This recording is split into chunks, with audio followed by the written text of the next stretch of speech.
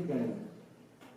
So in a small northwestern town in Montana, a 16-year-old high school student walks into a grocery store one day to apply for a job. He wasn't looking for a career. He was looking to make a little bit of money to pay back his parents the $140 he had borrowed for a motorcycle. Now, this store was the third store he'd stopped in that day. He was declined in the first two stores. But in this store, his luck was a little bit better. They actually handed him an application, he filled it out, and they hired him. They hired him as a box boy. Now, I'm not sure everybody knows what a box boy is. Box boy is an old term in our industry from the time when customers would actually, after they purchased their items, they'd be put into a box, and the box boy would take them out to the car. Well, a lot has changed since then with recycling and plastic bags, etc., so we don't use that term anymore. But for today, when I talk about box boy, what I'm talking about is entry level. I'm talking about the beginning of a career. I'm talking about the first step on a ladder, perhaps to the top. Now, some 40 years later, that 16-year-old box boy became CEO of a Fortune 500 company, a company that does $4.2 billion a year in sales, has 171 stores, has a warehouse of over 2 million square feet, and has over 16,000 employees. Now, when you think about that, you might actually ask the question, well, exactly how does somebody go from box boy to CEO? How do you get to that corner office? And you might think, for example, you might say, well, he was just lucky. You know, he just happened to be in the right place at the right time. Or you might say, I don't know, maybe he had a great education. Maybe he was a Harvard MBA. Or maybe you would think, I don't know, maybe he just knew the right people and with favoritism, you know, he got to the top. Well, my journey from box boy to CEO was none of those things. The successful steps that I took along the way were really quite simple, but they weren't very obvious, particularly in today's world. You see, today's world is very different than it was 40 years ago. We're saturated with technology. There's a lot more MBAs and undergraduates in the workforce today, and competition for executive level jobs is more fierce than ever. I understand that today is very different. I understand it's a more complicated world. And I know that soon many of you are going to be finding your path and your steps to success and looking for your career. Many of you will graduate soon, and when you do, you'll be looking at that next chapter in your life, and you'll be thinking about whether I go to school, whether I enter the job force, but it doesn't really matter. Whatever you do, it's going to be difficult. It's going to be more challenging than what I experienced. I understand that. It's a complicated world. And because it's so different, you might ask yourself, is it even possible today? Is it even possible to start as a box boy and become a CEO? Well, I made that journey. I'm in that role. And as I look back and as I appreciate the years of experience I had, I say absolutely yes. It is still possible.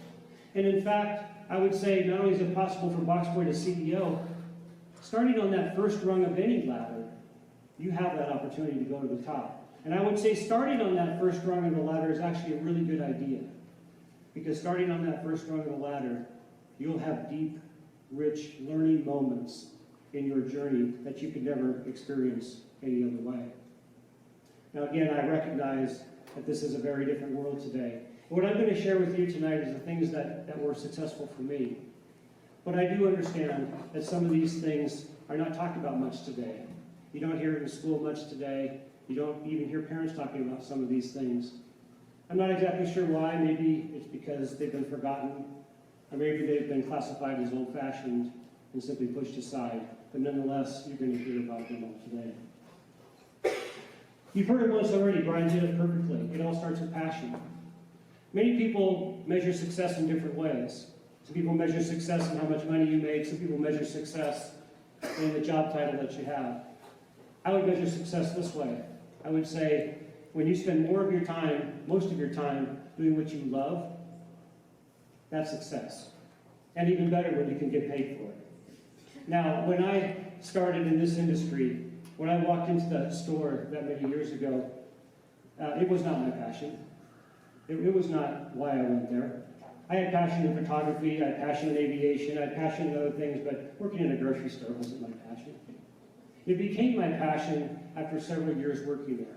And I realized that I love working with people, I love working with customers, and I realized that that industry was different every single day. There were no 2 days alike.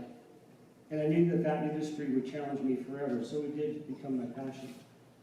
So I agree with Brian. Pick your passion, make it the foundation of your career. And you can really pursue anything and turn it into money. I think whether it is music or fishing or driving cars, there's ways to make money at anything that you're passionate about. And you might say, well, geez, Pete, that sounds really simple. Everybody must do it, but the reality is that's not true. Lots of people I hear all the time that say, gee, you seem to really like your job. I wish I had that. I hate my job. I have a hard time getting up in the morning. I call in sick 3 times a month. I wonder where their passion was.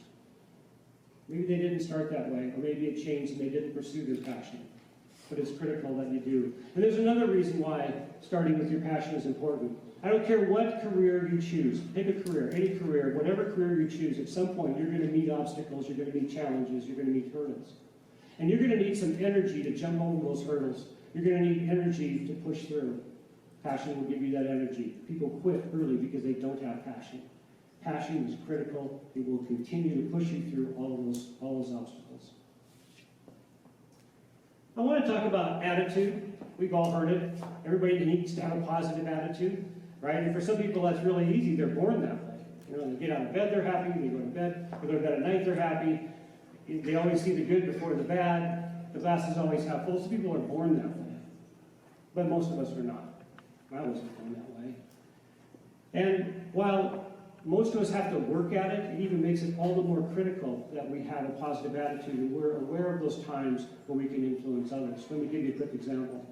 Earlier in my career, I was a store manager, and in those days, what a store manager did is arrive at the store an hour before the store opened. You'd go into the store, you'd count the safe, you'd prepare the cash registers for the day, and during that time, employees would come up and talk to you, the employees that were working at that time of day. It was a chance for you to socialize and get to know them. Well, one day I came to work, I opened the front door, went to the safe, I counted the money, I went upstairs, and I said, good morning to the bookkeeper. She said, good morning. I said, geez, where is everybody today? Nobody came and talked to me. And she said, well, they're all trying to stay away from you.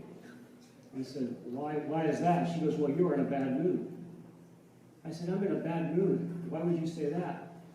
She said, because when you walked in this morning, you walked right past Mary. You didn't see her, you didn't say hi to her, you had your head down, you walked right to the safe. Mary figured you had a bad mood, so she called us all and said, hey, stay away from Pete, he's in a bad mood. And that really struck me. I had no idea. I had no idea the damage I had caused because of inaction and unawareness. If you're not gifted and born with a positive attitude all the time, you have to work at it. You have to work at it all the time. But it is important because positive attracts positive. I want to talk to you about appearance. And this might be the most sensitive thing I talk about tonight. But appearance, your appearance is important. And your appearance is important because it speaks volumes about how you feel about you. And when one wants respect from others, they have to respect themselves. And your appearance sends those messages. Now, I'm not talking about things like the color of your skin and your gender and your height or any of those kinds of things. What I'm talking about is the things that you can control. For example, you can control what you wear. You can choose to have clean clothes or not. They can be pressed or not. They can be appropriate or not. You get to choose your grooming standards. You get to choose the words that you use when you speak. You can choose to be clear and articulate, or you could choose to ramble. You could choose to be polite and respectful, or you could curse. These are all choices and they all matter. Body language matters. You could smile. That makes a big difference. These are all things that send messages about you and how you feel about yourself. Appearance matters. Now, I'm not saying that everybody has to look alike. That's not what I'm saying. In fact, if you look at this picture, there's nobody who looks alike there.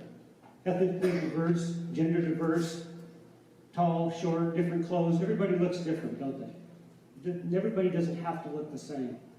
However, there is one thing that everybody in this photo is wearing. There is one thing that they're all wearing the same. They're all wearing a smile. And if one person in this photo wasn't wearing a smile, I know you'd notice. Competence, sincerity, integrity, following through on what you say, being accountable, these are all components of trust. And you've heard it once tonight already. Without trust, you just won't be successful. If you can't build trust, you just won't be successful. People who are not trustworthy just don't do well in life. And in particular, the most important thing I think when it comes to building trust is doing what you say you will do. And if it doesn't go well, be accountable for it and not offer excuses. Let me give you an example. Earlier in my career, very early in my career, once I decided this is what I wanted to do, I was working for a different company actually. And that particular company had operations coast to coast. And I thought it would be a great idea for experience if I was able to work in different parts of the company, in different parts of the country. That would be a great experience. So I told my boss, I said, look, I'll move anywhere, anytime. Never have to even ask me. Just tell me and I'll go. Sounds like a great idea when you're young and no family and no kids, right? But a few years later, when I had a wife and 2 children, and we had just moved into a new home in Portland, Oregon, and I got a phone call asking me to move to Orlando, Florida, well, it wasn't such a good idea all of a sudden. It would have been a really good time for me to say, you know, now's not really a good time. It's just not really a good time for my family. I could have done that. But I had given my word. And I didn't hesitate. I said, I'll be there Monday morning. Not only was I there that Monday morning, but for all 16 moves that I've made in my career, I never questioned one of them. I did them all. Because I said I would. And it was that dependability that built trust. And that trust was a key component of my career. Remember, do what you say and be accountable for the results. Last, I want to talk about communication. Communication is really important. It always has been and always will be. This topic of all might be the most different today versus 40 years ago. Because 40 years ago, you had 2 ways that you could communicate with people. Just 2. You could walk up to them and talk to them face to face. Or you could pick up a telephone, which in those days actually had a cord, and you could call them. And that was the only 2 ways you could communicate. We didn't have video, we didn't have email, we didn't have PCs, didn't have any of that. And somehow we still communicated and did well. Now fast forward today, how different is it? How much communication do we do face to face? And how much communication do we do through a device that transmits black letters onto a white display? How effective can one be in communicating your thoughts and ideas when you're transmitting black letters on a white display? There's no emotion there. Oh wait, but somebody thought of that, right? They came up with emojis. And that was somehow going to solve the communication problem. That didn't make it any better. Now, I'm not here to tell you that you have to stop texting, you have to stop using your phone. That's not what I'm saying. That's part of life today. I have a smartphone. I have a Facebook page. I text my daughters. I do all of that. But there are times when I find myself sitting in front of a computer, typing out a long email, and the person's down the hall, and I question, why am I doing this? Get out of my chair, sit down, and go talk to somebody. If you want to be part of a high-performing team, you want to have everybody on the same page, if you want to understand how other people think, talk to them. There's a time and a place, and talking to people matters. Earlier in my career, I had another communication problem. I had a boss tell me one time, he said, you know, you talk way too much. You don't listen too much. He said, God gave you 2 ears and 1 mouth for a reason. You should be listening twice as often as you talk. And it was good advice. And I found when I listened more to people and I understood what they were saying, I didn't even have to talk as much. I chose my words carefully and I was more effective in communication. Trust me, communication is critical and it's important, and you can't always get it done with a device. Sometimes you need to talk to people. Now I know today I've talked about a lot of things, a lot of things you might have heard, some of them maybe not so much. And some of you might be looking at me and saying, gee, Pete, those are really great ideas, but you're sort of an old guy from a different time. You don't understand today's world. It's very, very different. What you're talking about just doesn't work today. Nobody does the kind of stuff you're talking about today. And I would have to say, yes, I know, I actually agree with you. Very few people do the things that I'm talking about today. You're exactly right. And to me, that is the opportunity. Look at this picture. Some of you might be in this picture in some way, shape, or form when you graduate in a year or 2. What do you see here? You see sameness. They're all wearing caps. They're all celebrating the same thing. They all look alike. Where's the differentiation? I'd like anybody in this room to point out to me the person that's going to be the next CEO. Go ahead and point out the next person that's going to be successful in their career, or even point out the person that's going to fail. How could you tell? So I understand when you hear the things I'm talking about and you say, Pete, nobody does those things anymore. I'd be afraid to. I know it takes courage. I got that. But think about it this way. What's the downside? Was there a single thing I talked about tonight, whether it's attitude, appearance, trust, was there a single thing I talked about tonight that would be a detriment to your career growth? Is there anything that I talked about that would hurt you? No. And it has the possibility of helping you.